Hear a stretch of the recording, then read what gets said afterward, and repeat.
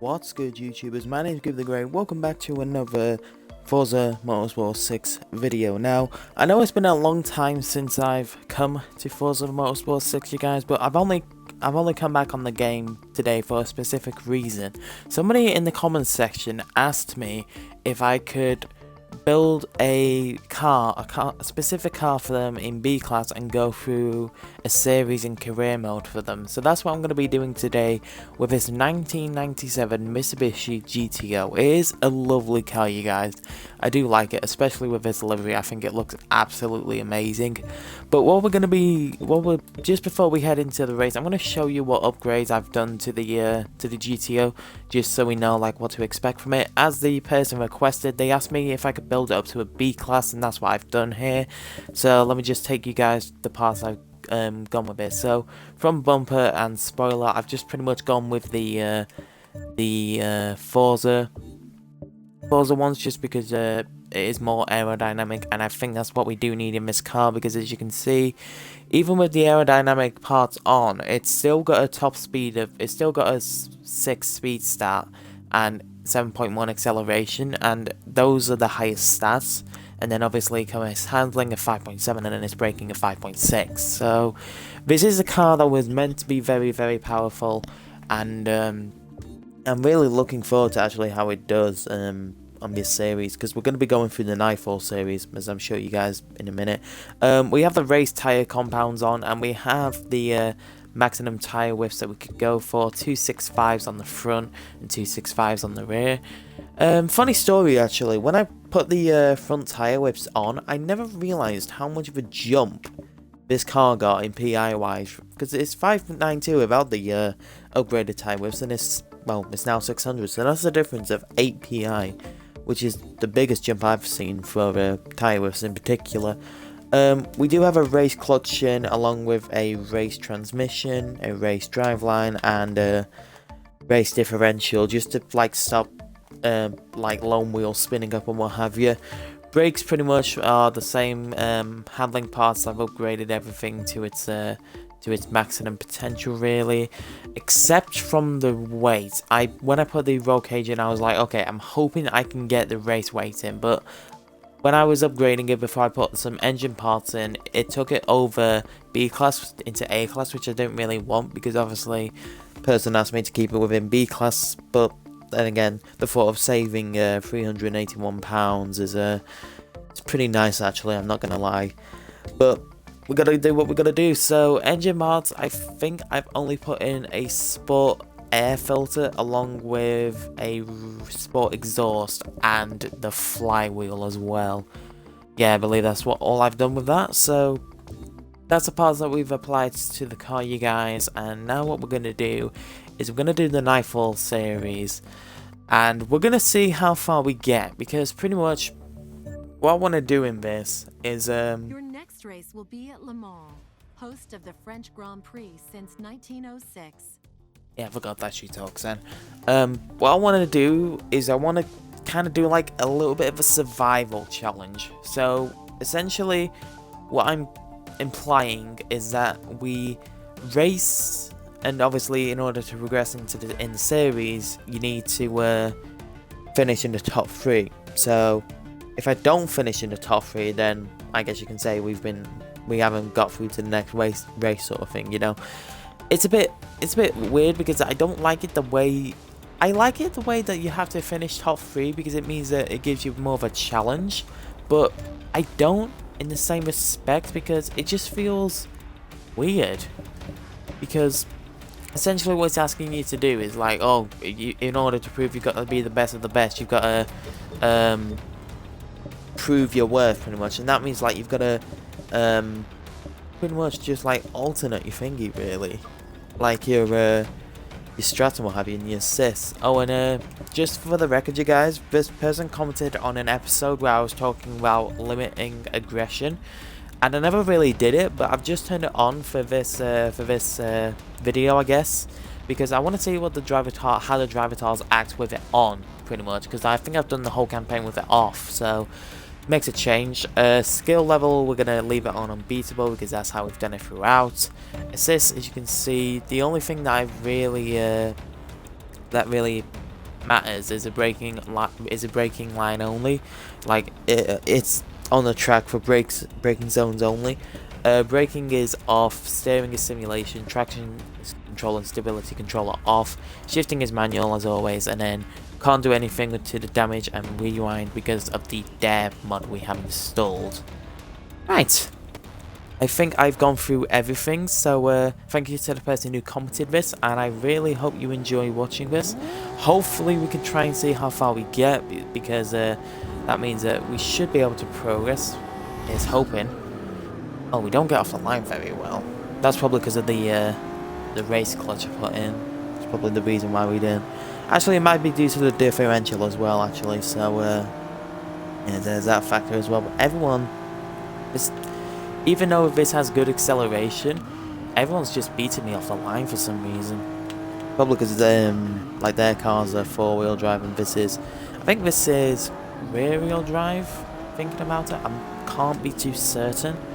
I'm not sure about that. But we are up into 5th with just a cheeky little bit of corner cutting. I've run out of road, so that's the only reason why I did it. But we're stuck behind this car, and I think they've introduced this feature after I finished the Let's Play of it, you guys. Is you know the little arrows that are popping up on the screen. They are to like indicate. Obviously, orange arrows indicate I think either a car that's in front of you or a car that's close to you, and the white arrows like represent cars that are behind you. And yeah, it's actually like the distance pretty much. So because the white arrow that was behind me slowly turned to orange. Just like an indicator of how close they are to you, pretty much. Which I don't really like, because obviously, if a car's in front of you, the arrow will move rapidly. Like, if they're on the left side and go to the right side, the arrow will move along with it, pretty much. And in my eyes, I think it's rather distracting. I don't know, I guess I'm new to the feature, because I haven't played the game since it was installed. I haven't even touched the game since I finished the last episode of Forza, so... Excuse me if I'm a little bit rusty here on the track.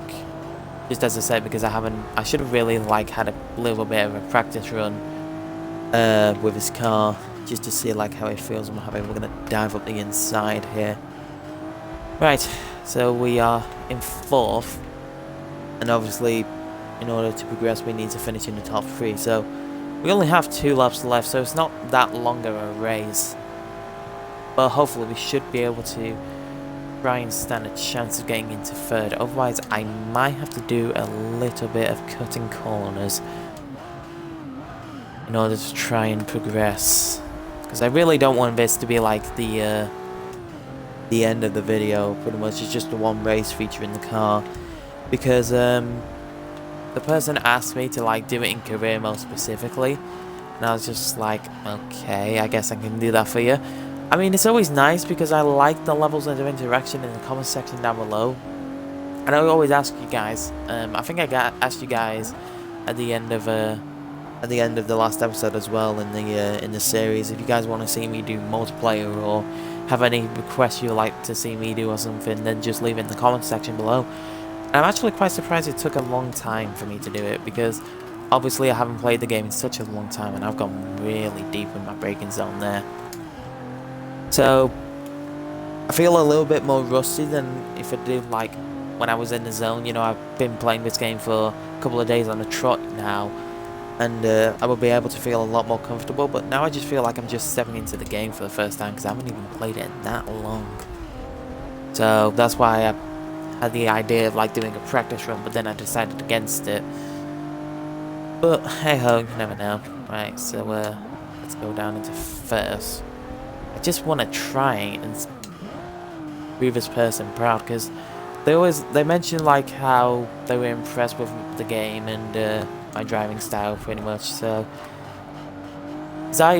when I started this game, I always wanted it to be a challenge. You know, I didn't want it to be like some sort of easy racing game pretty much. I always wanted it to give me a challenge.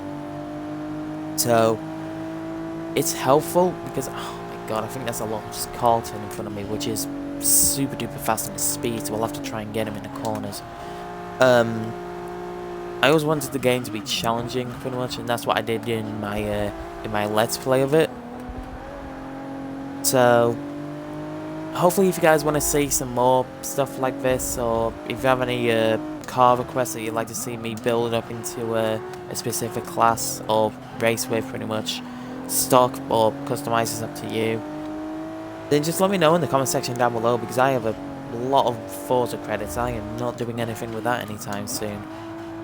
Also, while we're on the subject of Forza, Forza Horizon 3 has been announced, and I am so hyped for that. I can tell you guys right now, depending on who gets it out of my friends, I don't know if I'll be doing the series solo or co-op. I think I might be doing it, I think I might do it co-op, because I think the Crazy Lion's gonna get it.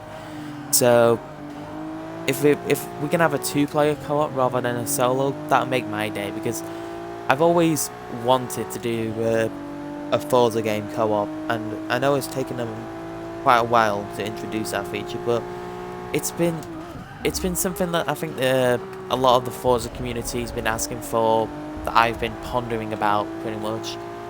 And no doubt, you guys, when Forza Horizon 3 is released at the end of September, you guys can sure expect a Let's Play from me here on the channel. Right, come on, we're so close. I don't want to, like, be cheeky and go for a pit maneuver on him. I actually want to win this race fair and square. But let's see if we can dive up the inside here. Oh, no, he's got us.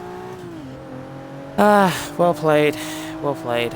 We only finished 4th. Even with the +3 grid position, it wasn't enough. But nevertheless, still a very, very good car to drive. So thank you to Ashley Brown, who suggested this for me. And if you want to see another car request or something, just let me know in the comment section down below, you guys, because it gives me something extra to put up on the...